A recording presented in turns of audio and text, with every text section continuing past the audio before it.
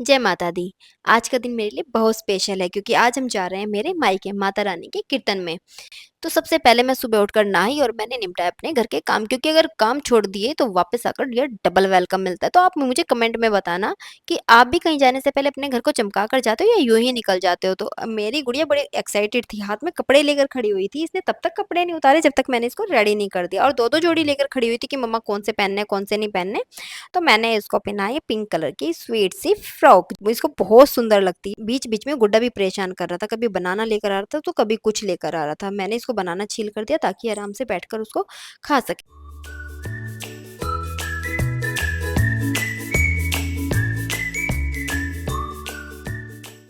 बस जी, ये होगी फ्रॉक पहन के रेडी। उसके बाद किया मैंने इसको कॉम। उसके बाद बनाए मैंने इसके सुंदर से हेयर स्टाइल और लगाए उसमें छोटे छोटे से बेड्स, ये बच्चों के ऊपर बहुत ज्यादा खूबसूरत लगते हैं। उसके बाद मैंने इसको लगाई बेबी क्रीम, पहनाए मैंने इसके फेवरेट सैंडल। आपको ना मिरर में ज़रूर देखती है, क्योंकि मैंने इनको नहला धुलाकर तो सुबह ही रेडी कर दिया था। सिर्फ़ चेंज करने बाकी रह गए थे। मैंने सोचा कि जाते टाइम इनको चेंज करेंगे, तो मैंने इसको भी फटाफट से पहनाए कपड़े। और ये इतना शैतान है कि जल्दी से कपड़े पहनता ही नहीं है, बस पकड़ के खड़ा रहेगा। लो जी, ये भी हो गया है फटाफट से कपड़े पहनकर रेडी। उसके बाद लगाया मैंने इसको ऑयल और की इसकी हेड मसाज, क्योंकि इसको हेड मसाज करवाने में आते हैं बहुत ज़्यादा मज़े। और उसके बाद की मैंने इसको कॉम, हालांकि इसको कॉम की ज़रूरत नहीं थी पर फिर भी मैंने इसको कॉम की, क्योंकि इसके बाल तो इतने बड़े थे नहीं, पर फिर भी थोड़ा सा सेटल हो जाए, दैट्स वाई। उसके बाद मैंने पहनाया इसको इसके सैंडल। Oops, sandal. और ये बच्चे सारी स्ट्रिप्स ऐसे खोल के रखते हैं कि बस मम्मी अपने आप करती रहेगी, जैसे इनको खोलना तो आता नहीं है अभी, बस सारी स्ट्रिप्स को खोल खोल के रख देते हैं। और इतना परेशान कर देते हैं ना खोल के कि ध्यान भी नहीं रहता है कि कौन सी स्ट्रिप्स खुली है कौन सी नहीं खुली है, फिर बस बंद करते रहो। उसके बाद पहने इसने भी अपने फेवरेट सैंडल। इन सैंडल के बिना ये भी कहीं नहीं जाता है।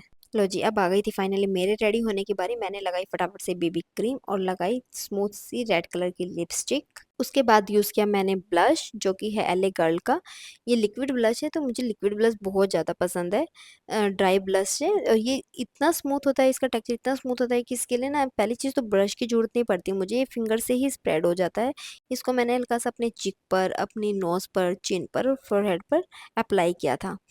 और साथ-साथ बैकग्राउंड में चल रहे थे सॉन्ग, बहुत क्यूट सा सॉन्ग था, देख देख शीशा मैं तो शर्माती फिरूँ हूँ।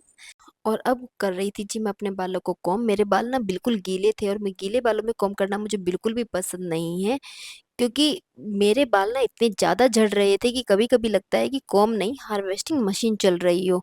सीरियसली, अगर किसी के पास हेयर फॉल रोकने का कोई जेन्युइन सॉल्यूशन हो तो प्लीज़ कमेंट में ज़रूर बताना। पेड प्रमोशन वाला नुस्खा मत बताना, असली वाला बताना। मेरे हस्बैंड को लूज़ हेयर बिल्कुल भी पसंद नहीं है, इसलिए मैंने इनको फटाफट से ड्राई किया और बना ली इनकी पोनी। और इधर देखिए, जनाब को जैसे ही थोड़ा टाइम मिला सीधा हुक्का लेकर बैठ गए। इनके लिए फ्री टाइम का मतलब और मेरे लिए फ्री टाइम का मतलब दोनों ही डिक्शनरी अलग ही बनी हुई है। कमेंट करके बताना क्या आपके घर में भी कोई ऐसा है जो बस 5 मिनट मिलते ही अपना फेवरेट काम शुरू कर देता है। और बच्चे थे बहुत ज़्यादा एक्साइटेड अपनी नानी के घर जाने के लिए। और मेरी गुड़िया तो भाई आगे बैठने के लिए बहुत एक्साइटेड रहती है, इसको हमेशा आगे खड़े होना ही बहुत ज़्यादा पसंद है।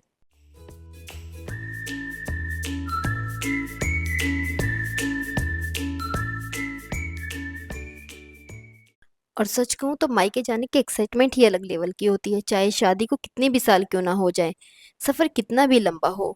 पर जब डेस्टिनेशन मायके की हो तब हर रोड छोटी लगने लग जाती है, और ऊपर से माता रानी के कीर्तन का एक्साइटमेंट अलग ही फील दे रहा था। और लो जी, हम पहुंच चुके थे अपने घर। हम थोड़ा लेट हो गए थे कीर्तन में पहुंचने के लिए, क्योंकि कीर्तन आधे घंटे पहले ही शुरू हो चुका था। तो चलिए सबसे पहले कराते हैं आपको माता रानी के दर्शन, और माता रानी से दुआ करते हैं कि माता रानी सभी की झोलियां खुशियों से भरी रखे, सभी को हेल्दी रखे और सभी पर अपना आशीर्वाद बनाए रखे। बस इसी कामना के साथ हम भी बैठ गए थे अब कीर्तन का आनंद लेने के लिए।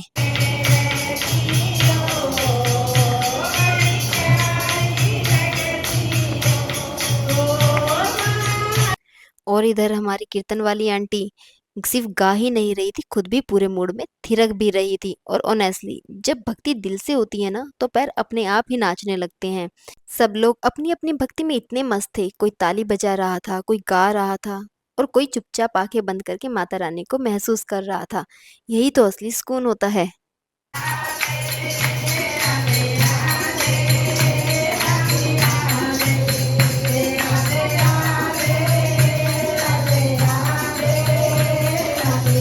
बस फिर क्या था, मैंने भी सोचा एक ही तो जिंदगी है और माता रानी के दरबार में डांस करने का अलग ही सुकून होता है, इसलिए फुल एंजॉय किया। आप भी मुझे कमेंट करके बताना कि आप भी माता रानी के भजनों पर डांस करते हो या सिर्फ तालियां बजाते हो।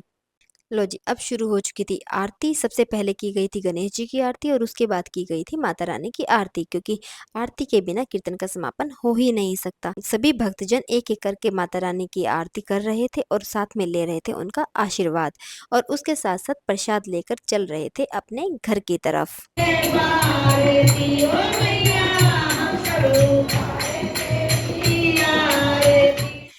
कीर्तन खत्म होते ही और सीधा एंट्री मिलती है जी किचन में। इंडियन फंक्शन का एक ही रूल है, चाहे गेस्ट हो या घर, किचन का चक्कर सबको लगाना ही पड़ता है। और ये जो आप देख रहे हो ना, ये है मेरी मम्मी और मेरी आंटी की सीक्रेट मीटिंग। इनकी डिस्कशन कब शुरू होती है और कब खत्म, ये आज तक कोई नहीं समझ पाया। आप भी मुझे कमेंट करके बताना कि आपके घर की आंटीज भी ऐसे ही नॉन स्टॉप बातें करती रहती हैं या थोड़ी देर रुकती भी हैं।